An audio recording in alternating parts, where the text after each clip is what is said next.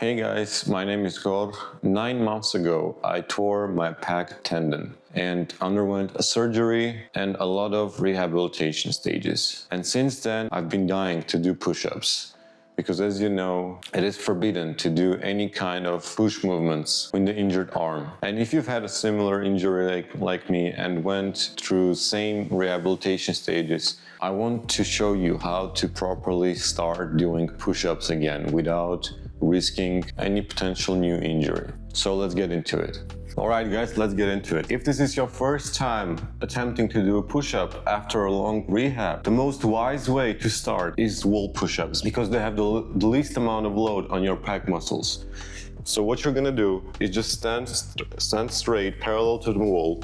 Put your palms on 90-degree angle or a little lower. Your elbows go strictly backwards to make sure that your pec muscles are not activated at 100%. We're gonna rely on our triceps at this point. So what you're gonna do is that your palms are on the same level as your shoulders, not wider. You could go a little narrower. And most important part, when starting to go down, make sure that you're distributing the load, most of the load, on your healthy arm. In my case, that's my right arm. So, as you can see, I'm going down and I'm putting as much pressure and load to the right arm. And then going back. Elbows go straight backwards and up. Most load and pressure goes to the right arm. Stretch a little and go up. If you feel a little zappy and funny sensation in your healing area, that's normal. That means that the tendon is starting to get activated, which is a good thing. You're giving a stimulus to your pec to recover faster, to become stronger faster. And so, if you don't feel any sudden and sharp pain during the push-ups, you're doing the right thing. Keep doing it. Do 10 reps and 4 sets, or 3 or 4 sets every day. After a week or two, you might feel that your tendon has become stronger. What you should do after feeling that sensation is that you would start distributing your load evenly between your arms. So instead of going strictly to the right, slowing down to the right palm, you would gradually go to the center, like this, and go up. This is a lot more pressure to the healing arm. But that's the whole point, to give as much load and stimulus to the healing arm so that it can recover faster without risking any new potential injury. And after you feel like wall push-ups are getting easy for you, you should move on to the next level, which is finding some object that is a little lower. So going in on a little decline, or you could do the same thing as I did, which I'm going to show you right now. Alright guys, so the next level is going to be knee push-ups on the floor. Yes, I know, it might sound a little too soon or risky for you, but I assure you, I tried it myself. And if you do it correctly with the right technique, you're guaranteed to prevent yourself from getting any injury. So repeating the same pattern as on the wall, we go on our knees, which is gonna ease up a lot of load from our shoulders and arms, and most importantly the pec. We're gonna put our palms strictly under our shoulders, not wider, not narrower, strictly under our palms.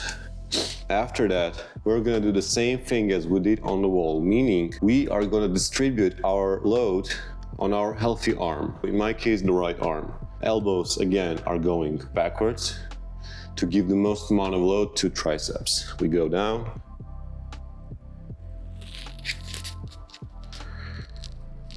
and up like this, and we basically do the same thing with the progression as on the wall. We most of the times rely on our healthy arm when going down and when going up. And gradually, when you feel like you've gotten stronger, you can again distribute the load evenly between both arms and go to the center like this. Again, we're gonna feel stingy, zip-zappy, funny feeling in the healing area. And again, that's normal. We go down, and up. Down, without any explosive movements. Slowly up. No explosive movements, guys, because that puts most amount of pressure and load to the healing area, and you might feel it, and that might be risky. We go down again and up. I'm gonna tell you up front that you're gonna feel tired much sooner on your healing area, because obviously the tendon is still healing, recovering. In my case, it's been 9 months. And I believe, as you know, that for the pec tendon to get as close to the full recovery as you need at least 12 months, so a year, which is still not guaranteed that you're gonna regain your strength back and your flexibility. Which is why we need to work on our pec, on our tendon as soon as possible to gain the strength and the flexibility that we had before the injury. So again, guys, try to do these push-ups every day if you don't have a consistent workout schedule already. When you feel too tired in this area, give it a rest, a day or two. When you feel well again, continue. Again, be very cautious and careful, and slowly and progressively, and slowly but surely, we are gonna get our push-ups back, our strength back, our flexibility back. I hope you're working as much as I am to get back to the life we had before this injury happened. And I want you to know that I'm with you. I'm recovering the same way, and let's work hard together to get back to the life that we had before all this happened. I'm still trying to do normal, regular push-ups again, but it's still in the works. So yeah.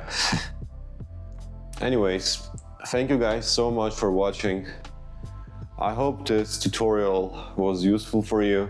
And yeah, I'll see you guys in the next video. Endure, guys.